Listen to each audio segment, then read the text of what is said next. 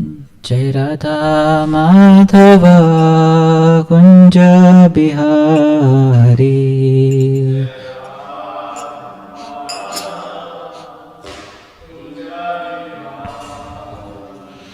जय राधा माधव कुंज बिहारी।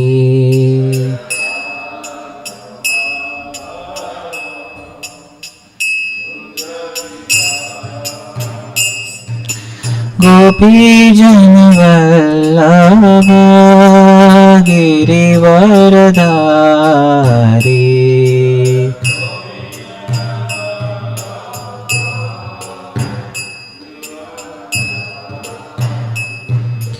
गोपी जन वल्लभ गिरिवरधारी।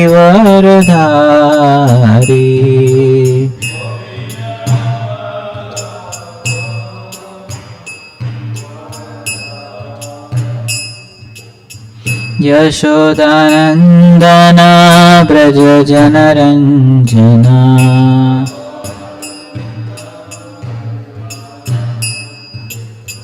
यशोदानन्दना व्रज जनरञ्जना।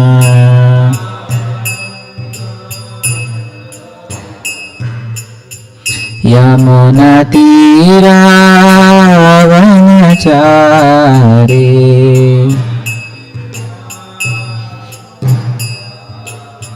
यमुनातीरावनचारी।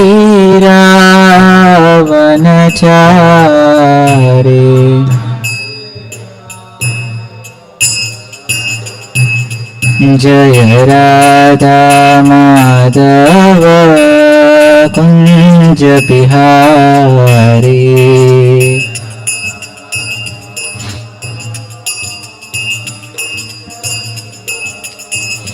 जय राधा माधव कुंज बिहारी।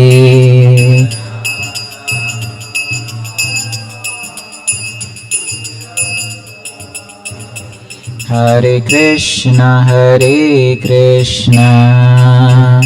कृष्ण कृष्ण हरे हरे, हरे राम राम राम हरे हरे।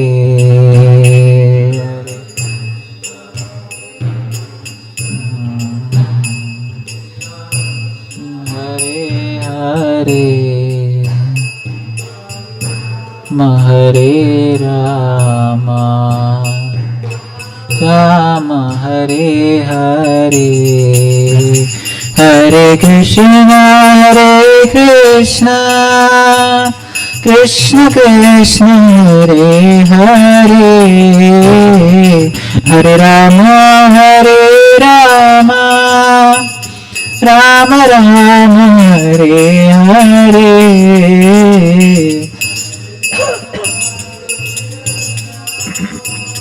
कृष्ण कृष्ण हरे हरे, हरे राम राम हरे हरे, हरे कृष्ण कृष्ण कृष्ण हरे हरे, हरे राम राम राम हरे हरे, हरे कृष्ण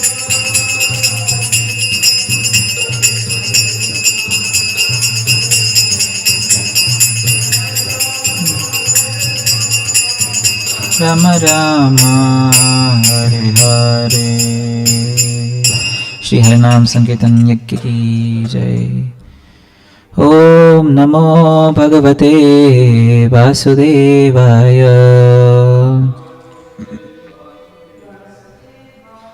ओम नमो भगवते वासुदेवाय। ओम नमो भगवते वासुदेवाय। नारायणं नमस्कृत्य नरं चैव नरोत्तमं देवीं सरस्वतीं व्यासं ततो जयमुदीरयेत् नष्टप्रायेष्वपत्रेषु नित्यं भागवतसेवया भगवती उत्तमश्लोके भक्तिर्भवति नैष्टिकी कृष्णाय वासुदेवाय देवकीनन्दनाय च नन्दगोपकुमाराय गोविन्दाय नमो नमः. Hare Krishna. Reading from Srimad Bhagavatam, Canto 11, Chapter 7, chapter entitled Lord Krishna Instructs Uddhava, text 31 and 32. We will recite text 31 and then read 32. Shri Bhagavan Uvacha Yadunaivam Mahabhago Brahmanyena Sumamedasa Prishta Sabhajita Praha Prashrayavannatam Dvija. Shri Bhagavan Uvacha Yadunaivam Mahabhago Brahmanyena Sumedhasa Prishta Sabhajita Praha Prashrayavanatam Dvija. You can recite. Bhagavan Uvacha Yadunaivam Mahabaho Brahmanyena Sumedhasa Prishta Sabhajita Praha Prashrayavanatam Dvija. Shri Bhagavan Uvacha Yadunaivam Mahabhago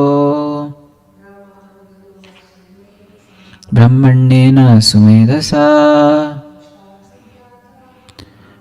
Prishta Sabhajita Praha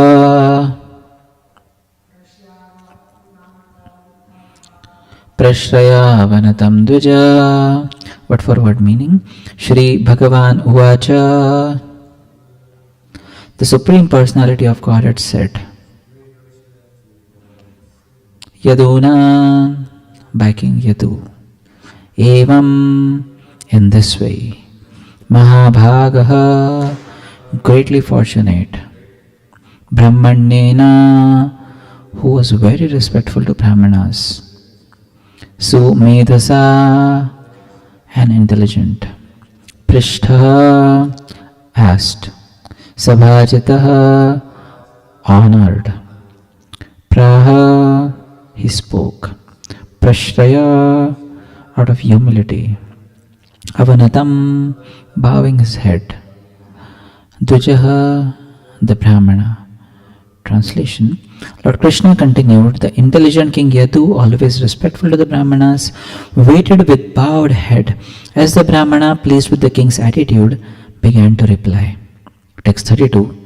The Brahmana said, My dear king, with my intelligence I have taken shelter of many spiritual masters.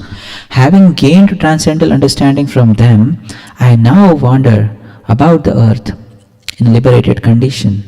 Please listen as I describe them to you. Purport. The word Buddhi Upashritaha in this verse indicates that the Brahmana spiritual masters did not directly speak to him.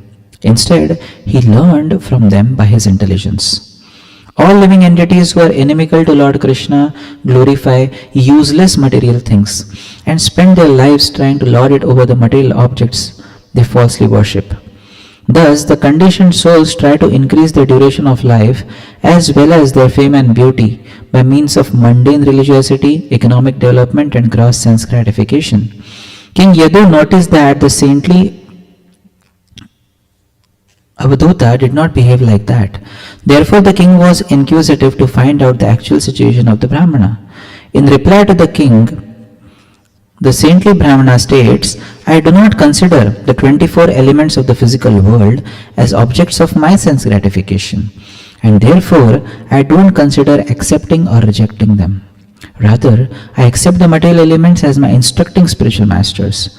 Thus, even though wandering throughout the material world, I am never bereft of service to the Guru. Taking shelter of steady intelligence, I travel about the earth, constantly engaged on the transcendental platform. By intelligence, I transcend useless desires, and my ultimate goal is the loving devotional service of the Lord. Now I shall explain to you about my 24 spiritual masters. Om Ajnanatimirandasya Jnananjanashalaakaya Chakshurunmilitam Yena Tasmai Shri Gurave Namaha Shri Chaitanya Manobishtam Sthapitam Yena Bhutale Swayam Rupa Kadamayam Dadati Swapadantikam Vandeham Shri Guru Shri Padakamalam Shri Gurun Vaishnavamscha Shri Rupam Sagrajatam Sagana Raghunathan Vitam Tam Sajivam Sadvaitam Savadutam Parijana Sahitam Krishna Chaitanya Devam Shri Radha Krishna Padam Sagana Lalita Shri Vishakhan Vitamscha Namo Vishnupadaya Krishna Prasthaya Bhutale Srimate Bhakti Vedanta Swaminiti Namine Namaste Saraswate Deve Gauravani Pracharine Nirvishesha Shunyavadi Pashyatya Deshutarine Namo Mahavadanyaya Krishna Prema Pradayate Krishnaya Krishna Chaitanya Namine Gauratvishe Namaha He Krishna Karuna Sindhu Dinabandhu Jagatpate Gopesha Gopika Kanta Radha Kanta Namostute Tapta Kanchana Gaurangi Radhe Vrindavaneshwari Vrishabhanu Sute Devi Pranamami Hari Priye Vancha Kalpatarobhyascha Kripa Sindhubhya Cha Patitanam Pavanebhyo Vaishnavebhyo Namo Namaha Jai Shri Krishna Chaitanya Prabhu Nityananda Shri Advaita Gadadhara Shrivasadi Gaura Bhakta Vrinda Hare Krishna Krishna Krishna Hare Hare Hare Rama Rama Rama Hare Hare Mukam Karoti Vachalam Pangam Langhayate Girim Yat Kripatamaham Mande Shri Guru Dinataranam Paramananda Madhavam Shri Chaitanya Ishwaram. Hare Krishna. So in this topic of Uddhava Gita, yesterday we saw how King Yadu, he is glorifying the Brahmana. Just by seeing him, just by looking at him, he is appreciating him. And we find a similar thing happening in the 7th canto of Srimad Bhagavatam, wherein Prahlad Maharaj is meeting another Avdhuta. And just by seeing this Avdhuta, Prahlad Maharaj gets inspired. And he begins to ask him various questions. There was another Avdhuta by the name Jadbharat, but King Rahuguna did not understand his spiritual qualification till the time Jadbharat did not speak. So to understand a devotee is very difficult. And if one is a proper devotee, then one can understand another devotee. And therefore, we see here King Yadu, who was a devotee, who was a very good devotee of Krishna. He could understand that his Brahmana, although he is doing nothing, he is not working very hard. He is still looking childlike, he is looking very innocent, and he is greatly learned. So you could understand that just by looking at that devotee. And just by looking at devotees, actually we can get purified. And therefore it says, Darshane Pavitra Karo Ehi Tumar Gun. Narottam Das Thakur is singing this. Just by the sight of a Vaishnava, one gets purified. And the Shaunakadi Rishis, Parikshit Maharaj, in the 1st canto, 19th chapter, he goes even a step further. He says, what to speak about seeing you, just by remembering you, our houses become sanctified instantly. Yesham samsmaranat pumsam sadhya kshudyanti vaigraha kim punat darshana sparsha pada shauchashanatipi. He says, simply by remembering you, our houses get sanctified instantly. What then to speak about seeing you, touching you, and honoring your lotus feet? What will happen by that? So just by remembering devotees, we can advance in our Krishna consciousness. Here we are finding King Yadu, he is asking intelligent questions to the Brahmana. So whenever we meet devotees, that's another thing. Whenever we meet devotees, then there has to be a discussion on the topics of Krishna. So without discussion on the topics of Krishna, our life is waste. Therefore, Prabhupada disciples are mentioning here in the purport, all living entities who are inimical to Lord Krishna glorify useless material things. Even Shukadeva Goswami, in the very beginning of his speech to Parikshit Maharaj, he is talking about hundreds and thousands of different subject matters to hear. Shrota Vyadini Rajendra Nrinam Santi Sahasrasha. People talk about hundreds of things. People talk about news, people talk about politics, people talk about movies, people talk about restaurants, people talk about other people, and people talk about what not. But all these talks, they are useless if they cannot take us to Krishna. And therefore it is said that people, those who have very low consciousness, they talk about things. They'll keep on talking about things. Those who have a little better consciousness, not so better, not so good, but still a level higher, they will keep on talking about other people and mainly talking about their faults. But those who are very intelligent people, they will talk wisdom, they will talk ideas, they will talk about spirituality, they will talk about Krishna. So we have to see where exactly do we fit when we associate with devotees. Yadu Maharaj got this small association with this Brahmana and he gained a lot. Sometimes we may have long association with devotees, but we may gain very tiny fraction of what their devotion is, because we may not have associated with the right side of that devotee. So it is very important that when we meet devotees, we ask pertinent questions and we discuss with them about Krishna or topics concerning advancement in our spiritual life.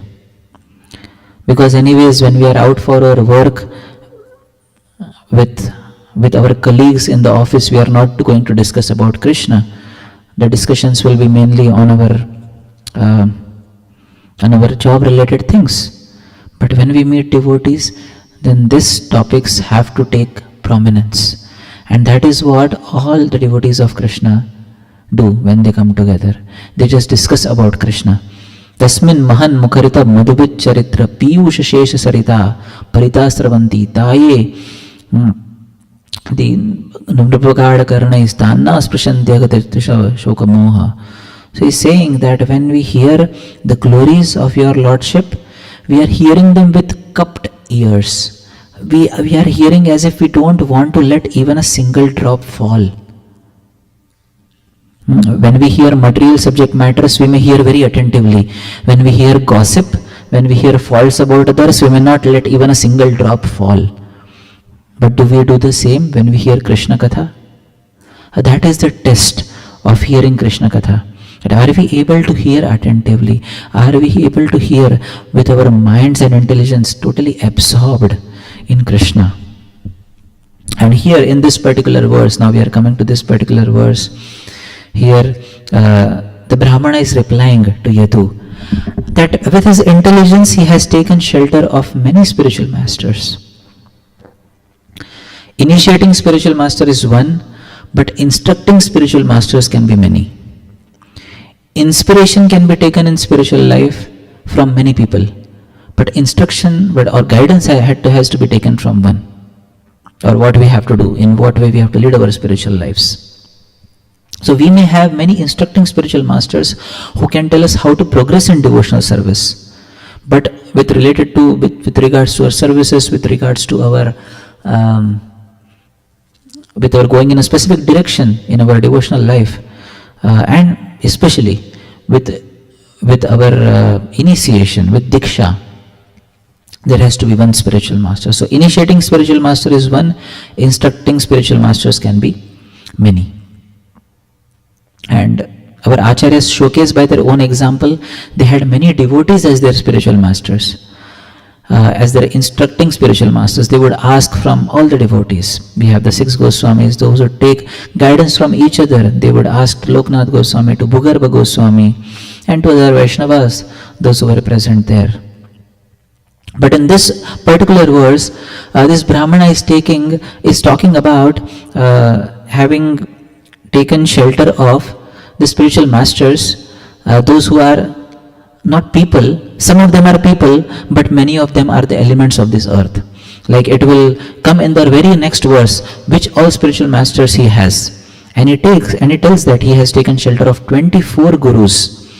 The earth, air, sky, water, fire, moon, sun, pigeon, and so on. So he is able to see Krishna's guidance through the natural elements also. And Prabhupada disciples here are writing in the purport, I do not consider, this Brahmana is saying, I do not consider the 24 elements of the physical world as objects of my sense gratification, and therefore I don't consider accepting or rejecting them. Rather, I accept the material elements as my instructing spiritual masters. So generally, when we are living in this world, till the time we don't get totally detached from enjoying the material objects, till that time it is very difficult to learn anything from them. And therefore Bhagavatam 3:27-24 describes Bhukta bhoga parityakta drishta dosha cha nityashah neshwarasya ashubham dhatte sve mahimne sitasya cha. It says that when a living entity gives up the tendency to lord over material nature by understanding the faults of lording over it, then he becomes situated in his true glory. So one must understand the faults of lording over material nature through one's intelligence. And that is what is the topic of today's verse.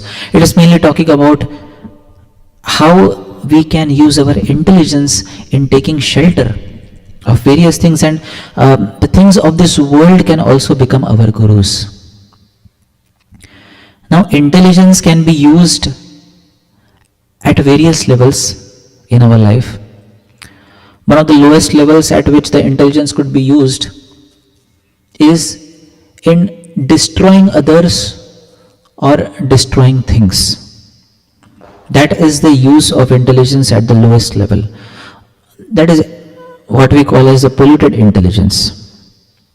If we see the life of Duryodhan, the very moment he was born, he was crying. Actually, he was not crying. His cry was like the braying of an ass.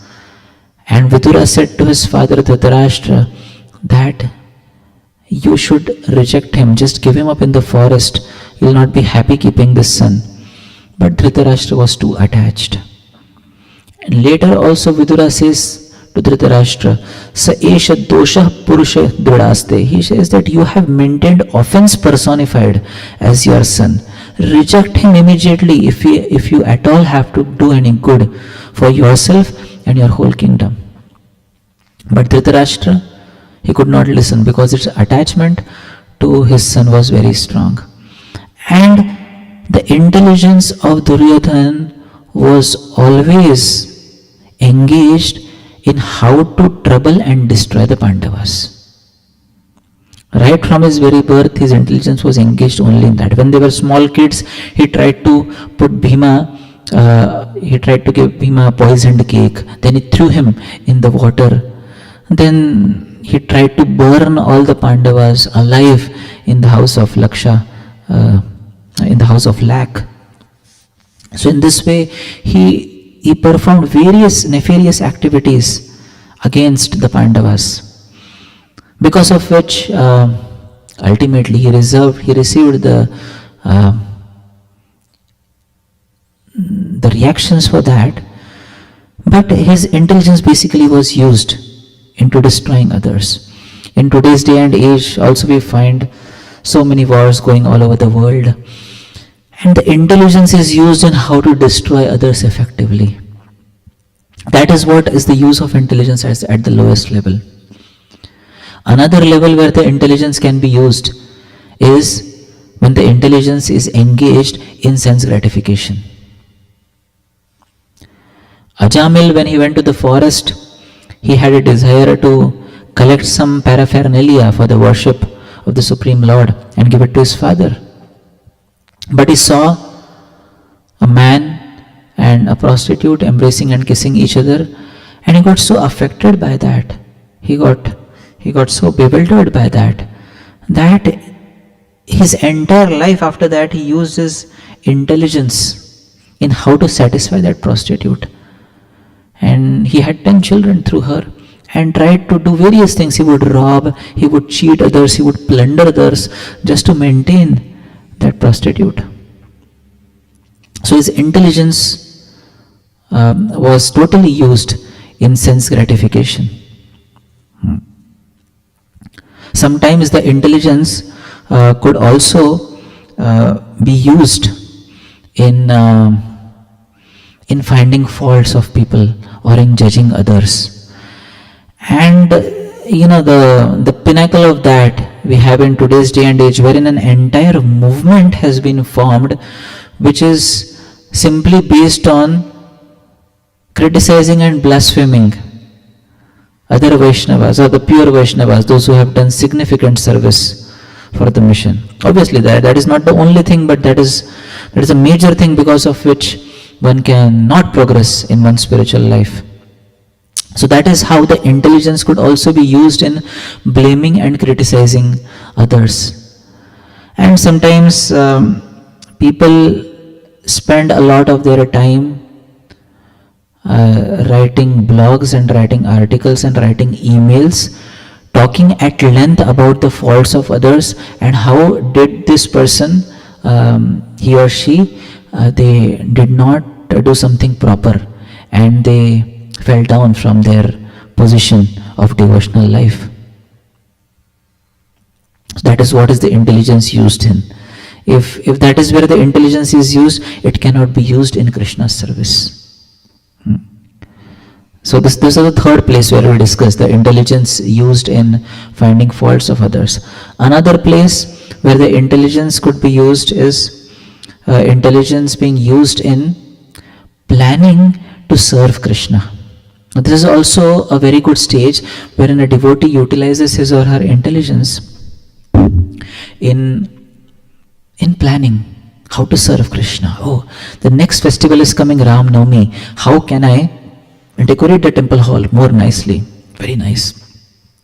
Oh, I am preaching to these people. How can I cultivate them very nicely so that they can get the best experience of Krishna? Oh, I am doing this particular service. I have been given this particular service by my authorities. How can I improve my service? So this is what is intelligence used in service of Krishna. Prabhupada was given only 2 instructions by his spiritual master. The first instruction was preach in the West. The second instruction was if you ever get money, print books. Prabhupada could have just stopped by coming to America and being here for a couple of months. That was what his visa stamping was, for a couple of months. And he could have said, I tried, nothing happened, so I came back. But no, he persevered. Prabhupada could have said, my spiritual master told me, whenever you get money, print books. Yes, I printed 1 book. No, he did not stop at that.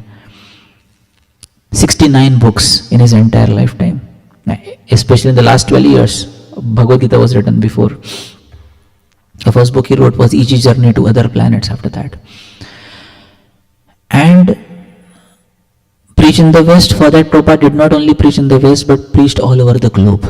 He preached even coming back to India also, and he brought his dancing white elephants back to India. And he established 2 organizations to fulfill 2 instructions of his spiritual master. The first organization is ISKCON, International Society for Krishna Consciousness. Second organization is BBT, Bhaktivedanta Book Trust, which is separate from ISKCON.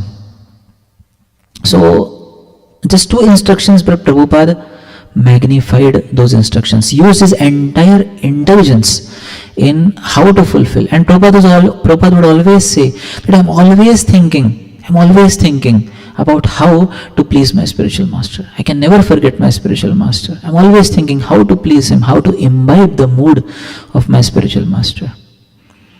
And in his prayers to his spiritual master, which is eight poems, each of 8 stanzas he has written, which is called as Vaishishta Ashtaka. It talks about the qualities of his spiritual master, wherein he's talking greatly about what he feels for the mission of his spiritual master, what he feels for his spiritual master. So in this particular way, the intelligence could also be used in serving Krishna, in planning to serve Krishna, because service to Krishna is unlimited. And therefore, when we have to serve Krishna, it can be rendered in unlimited number of ways. So there can never be any stoppage to devotional service. Prabhupada writes in the purport, this is 3rd canto, I guess 2nd chapter, text number 3. Mostly this is the verse, wherein Prabhupada says that there is no retirement in devotional service. In material world, when one turns 60, after that there is retirement. But we have devotees more than 60 here, those who are serving, and serving more than what they would serve after retirement. So Prabhupada says, as one grows on increasing in one's age, the spiritual engagement and occupation increases, it does not decrease, because you are spirit soul. And the spirit soul's nature is to serve. And when one advances, one does not reduce his service, one expands his service, expands the fields of his activities also. Prabhupada himself began the service of, obviously he had begun the service right before, when he had heard from his spiritual master, when he got the instruction.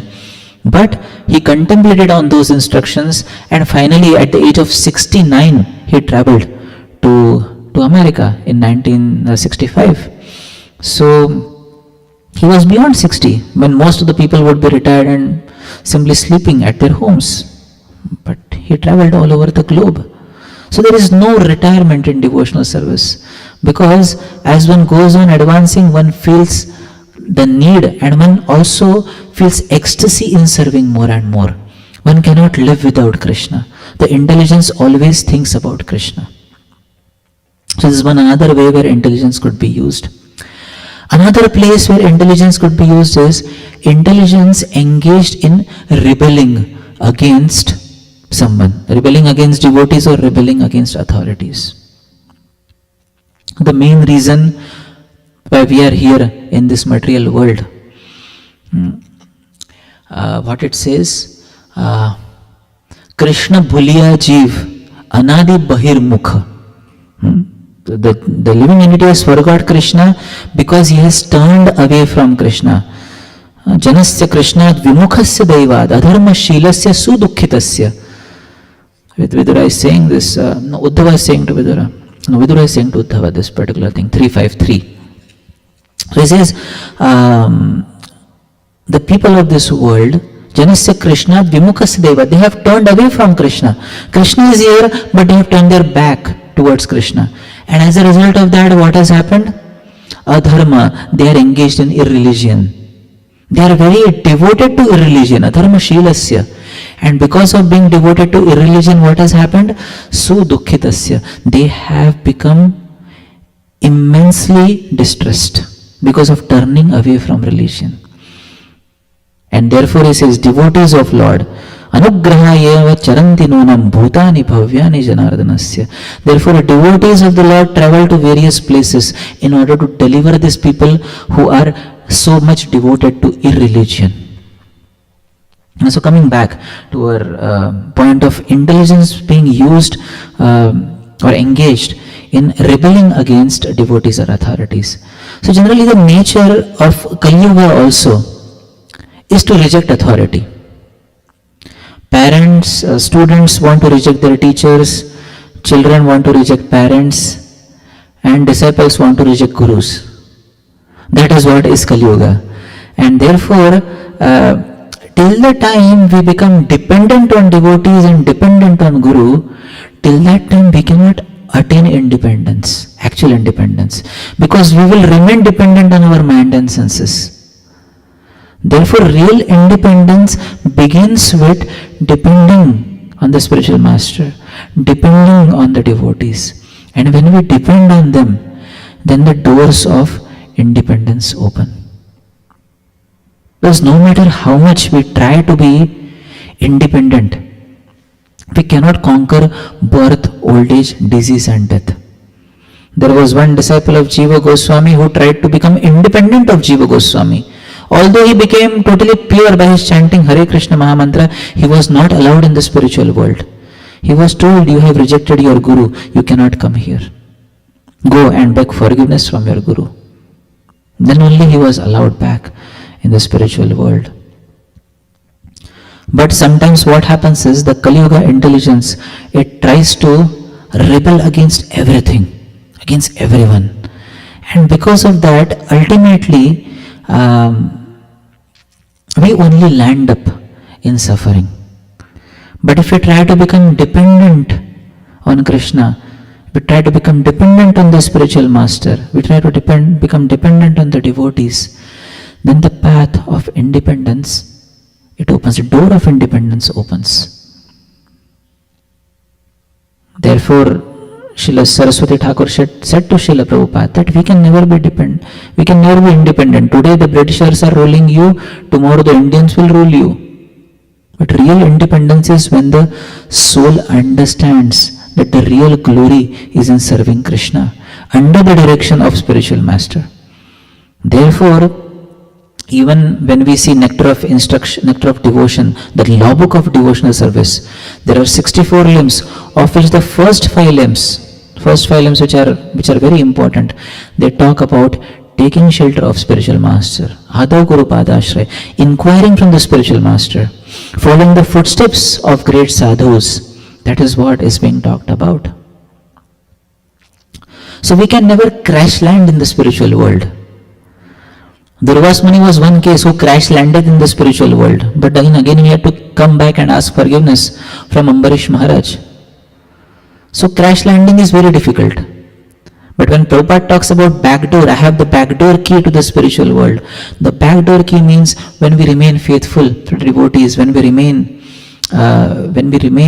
true to following the instructions given by the spiritual masters, then it becomes very easy for the living entity to overcome the layers of illusion, layers of false ego, and go back to the spiritual world. Because trying to be independent is another sign of false ego. But the true ego is Jivar Swarup Hoy Krishna Nitya Das. And not only that, not only being the servant, but being the servant of servant. Pratyasya Pratya iti, he says like that, iti mams paralokanatha. So intelligence could also be used to rebel.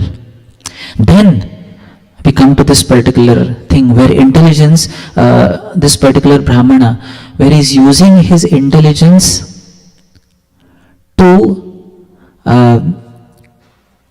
take shelter of the various spiritual masters whom he is observing in his life.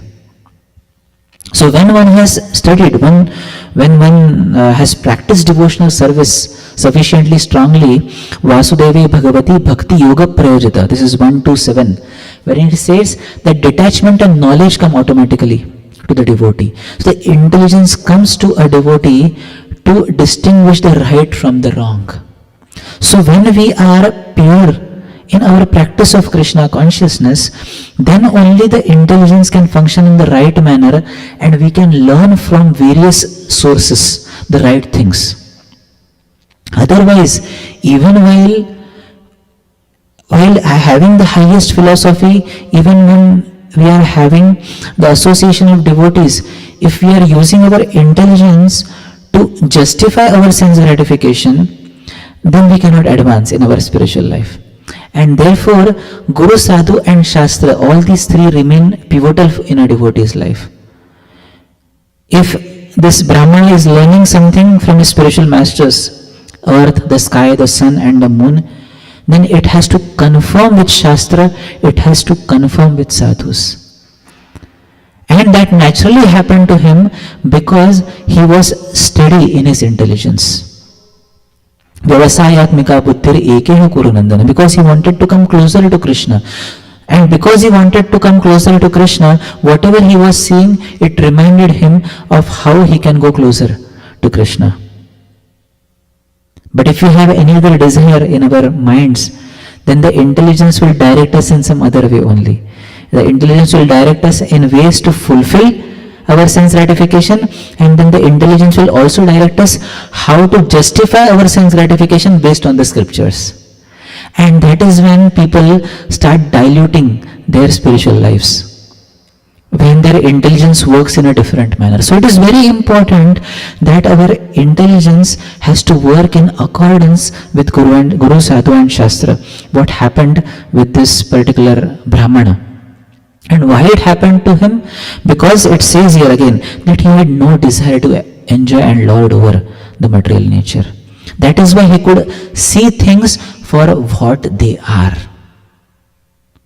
So this intelligence is a very important faculty which, if utilized, we can advance tremendously in our spiritual life. But if that intelligence is only taken away by sense gratification, then it becomes very difficult. Or if that intelligence is taken away by rebellion, or if that intelligence is taken away by a tendency to find faults with others, then it becomes very difficult to advance in spiritual life. And therefore, King Kulashekara says, Andasya merita viveka mahadhanasya chaurai prabhu balibirendriya namateyair mohanda kopa kuhare vinipatitasya devesha dehi kripanasya karavalambam. He says, I have become blind and my intelligence has been stolen. See, if he's asked, who has stolen your intelligence? He says that my intelligence, my discrimination power, it was the greatest wealth for me, but this wealth has been stolen. By whom? It has been stolen by thieves. As who are those thieves? My senses are those thieves. Chaure Prabhu believer, and they are very strong. These strong senses, they have stolen my discrimination power, because of which I have fallen into the great well of delusion. Oh Krishna, he's praying, Krishna, please give your hands to me so that I can come out of this well of delusion. So it is very important for us to understand that this intelligence can definitely be used in Krishna's service. This intelligence can definitely be used to advance in our Krishna consciousness, provided our intelligence is free from the desires of sense gratification. And when that happens, then the intelligence will be so wonderfully engaged in Krishna's service, and it will always keep on thinking about Krishna. Kunti Maharani is praying that Tvai me ananya vishaya matir madhupate sakrit ratim udbhadat agradha gange baugham adanvati. She says, just as the Ganges, it floats towards the ocean without any hindrance, let me float, let my mind, let my attention, my discrimination flow towards you without getting diverted to anything else or anyone else. We get diverted by people and we get diverted by things. And Kunti Maharani is playing, I just want to go in your direction. In your direction. Just like the Ganges, its goal is the ocean. So my goal is you. I have no other goal apart from you. You are my protector also, and you are my destination also. So when our destination becomes very, very clear, when our goal becomes very clear, then the intelligence starts functioning in that particular direction. But if a clear intelligence is not there, Bhogaishwarya prasaktanam daya aprita chetasam. He says, my intelligence has been stolen by the desires for sense gratification and opulence, because of which we cannot go in a straight direction. But when we give up those desires, then the intelligence can function in such a way that everything will remind us of Krishna, and from everything we can derive lessons to come closer to Krishna. Like I've seen some devotees, some sannyasis, they have derived lessons from various things, Like I've heard a lecture, lessons from a mosquito, lessons from a moth, lessons from the redwood trees in the forest. So when one's intelligence is absorbed in Krishna, each and everything will help us come closer to Krishna. And that is how the intelligence has to be trained. That is how the intelligence has to be developed. And how it can be developed? By a constant study of scriptures. Scriptures, they kind of purify our intelligence. And they make our intelligence very steady. So when we are in touch with scriptures, when we are in touch with hearing Krishna Katha, then the intelligence will be able to discriminate the right from wrong. And along with hearing, there has to be some contemplation also. Was I doing anything wrong? Was I doing some mistake? So contemplation has to be there. But contemplation has to be there after proper shravanam, after proper hearing. Then that contemplation will give rise to great realizations in devotional life. So this is how, when we use the intelligence, then we can try to advance in our spiritual life. So I'll try to pause here. Are there any comments or discussion points?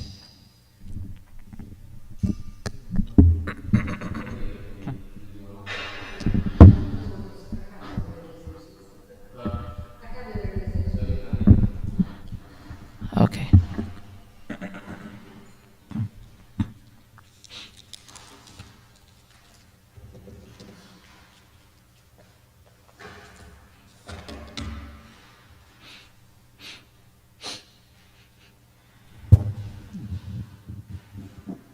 Yeah, thank you for the beautiful class. It's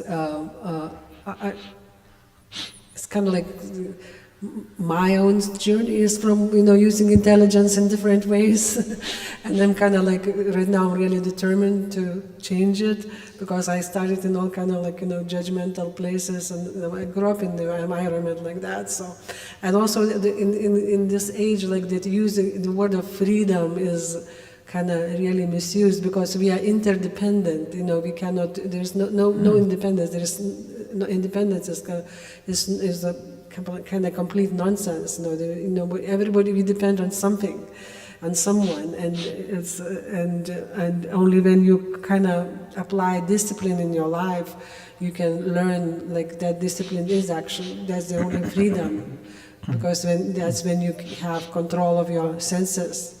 And you can this way you can advance in how to use your intelligence, how to use your time to in a better way.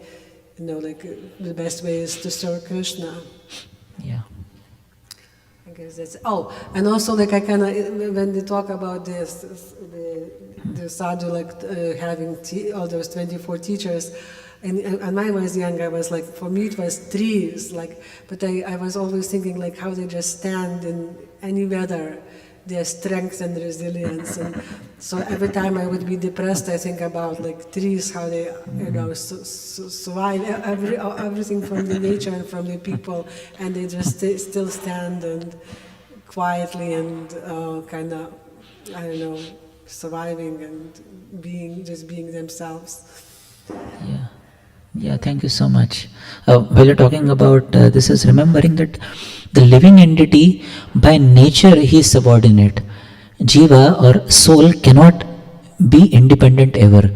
Either he has to be in control of the material energy or the spiritual energy. He cannot be independent. And therefore, our role is to direct it towards being under the subordination of spiritual energy. Then the soul can realize its true position, and then the soul can be totally free. You are talking about trees. See, trees, they in their previous life, they did not use their freedom properly. They had been given freedom to walk, but they did not use it properly, therefore they became trees. The freedom became restricted. But we find, on other hand, we find Narad Muni. Narad Muni, he worshipped the Supreme Personality of Godhead so wonderfully, he was given unlimited freedom. Wherever you want, you travel. And in spiritual world, there is unlimited freedom. You have wish-fulfilling trees. Whatever you want, you will get from those trees. Why so much freedom? Because there is no desire for sense gratification. So when there is no desire for sense gratification, then there is unlimited freedom for the living entity. But when the desires is there, you are bound. That's the thing. Okay, thank you so much. I'll stop here. Grantaraj Srimad Bhagavad Purana ki jai, Srila Prabhupada ki jai, Samved Bhaktivinoda ki jai, Nitaya Gaur Premanande, Hari Hari Bol. Thank you very much.